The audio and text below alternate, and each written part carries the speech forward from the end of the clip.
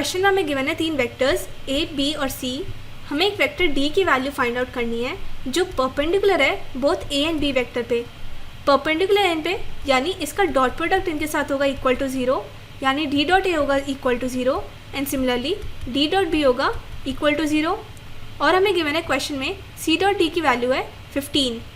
तो अब D vector की वैल्यू फाइंड आउट करनी है हमें, तो इसे मैं अभी एज्यूम कर लेती हूँ। इसकी वैल्यू है एक्स आई कैप प्लस वाई जे कैप प्लस जेड के कैप। इसकी वैल्यू फाइंड आउट करने के लिए हमें एक्स वाई एंड जेड की वैल्यूज़ फाइंड आउट करनी पड़ेगी। ये निकालने के लिए हम यहाँ से एक इक्वेशन निकालेंगे, यहाँ से एंड यहाँ से, फिर इन तीनों इक्वेशंस को सॉल्व करके हम इसकी वैल्यू फाइंड आउट करेंगे। तो इतनी चीज़ पहले लिख लेते हैं। यहाँ पे ये आ जाएगा ऐसे, डी वेक्टर परपेंडिकुलर है इन दोनों पे, यानी इसका डॉट प्रोडक्ट इनके साथ होगा इक्वल टू 0। तो ये पुट करेंगे, पहले इसकी वैल्यू फाइंड आउट करेंगे। डॉट प्रोडक्ट निकालने के लिए हम सिंपली इन दोनों के करस्पॉन्डिंग टर्म्स मल्टीप्लाई कर देंगे। जैसे यहाँ पे i के साथ x है, यहाँ पे 1 है, तो x को मल्टीप्लाई करेंगे 1 के साथ, y को मल्टीप्लाई करेंगे 4 के साथ एंड z को करेंगे 2 के साथ। तो ये आएगा ऐसे। सॉल्व करेंगे तो एक इक्वेशन ये आ जाएगी, इसे हम इक्वेशन 1 मार्क कर लेंगे। सेम करेंगे इसके साथ, यहाँ पे इसके इन दोनों के करस्पॉन्डिंग टर्म्स मल्टीप्लाई करेंगे तो वो आएगा ऐसे। सॉल्व करेंगे तो ये आ रही है हमारी सेकेंड इक्वेशन। क्वेश्चन में हमें गिवन है सी डॉट डी वेक्टर की वैल्यू है 15, तो ये भी निकालेंगे। यहाँ पे इन दोनों को मल्टीप्लाई करेंगे, सॉल्व करेंगे इसे, तो ये आ रही है हमारी थर्ड इक्वेशन। इसे हम थर्ड इक्वेशन मार्क कर लेंगे। अब इन तीनों इक्वेशंस को हम सॉल्व करेंगे और एक्स वाई जेड की वैल्यूज़ निकालेंगे। सॉल्व करने के लिए हम कोई सी भी दो इक्वेशन 1 एंड 2 ले लेते हैं, तो ये आएंगे ऐसे। ये दोनों ही इक्वेशन मेरी 3 वेरिएबल्स में है, एक्स वाई एंड जेड। इसे सॉल्व करने के लिए यहाँ पे x के साथ जो नंबर मल्टीप्लाइड है वो लिखेंगे 1 एंड 3, y के साथ जो नंबर मल्टीप्लाइड है वो लिखेंगे 4 एंड -2।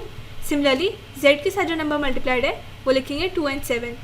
अब दोबारा जो x के साथ मल्टीप्लाइड है वो लिखेंगे 1 एंड 3, तो ये आएंगे ऐसे। यहाँ पे ये x है, ये y, ये z एंड ये x। अब x की वैल्यू निकालने के लिए x को छोड़ के y z जो दोनों बाकी हैं इनके टर्म्स मल्टीप्लाई करेंगे, वो होंगे ऐसे।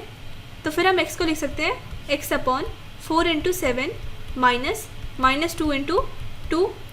अब y के लिए देखेंगे, y को छोड़ के बाकी दोनों टर्म्स z एंड x इसके टर्म्स मल्टीप्लाई करेंगे, वो होंगे ऐसे। 2 को 3 से मल्टीप्लाई करेंगे एंड 7 को 1 से, तो y को लिख देंगे y upon 2 into 3 minus 7 into 1।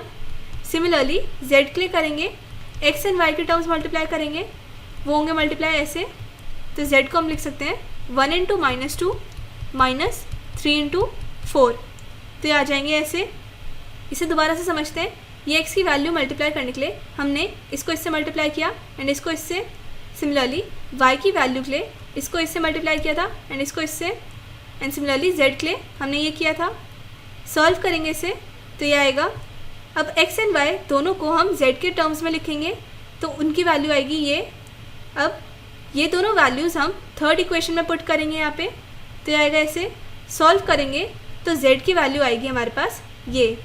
अब z की वैल्यू से हम x एंड y की वैल्यूज़ निकालेंगे दोनों की, तो वो आ रही हैं ये दोनों।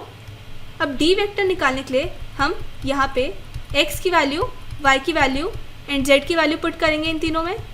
यहाँ पे ये आ जाएगा ऐसे। तो आंसर आ रहा है हमारा ये, बट बुक में जो आंसर गिवन है वहाँ पे ये बीच में प्लस है। अगर आपको लगता है हमने कहीं पे मिस्टेक करी है तो प्लीज़ आप हमें इस पर मेल कर दीजिए।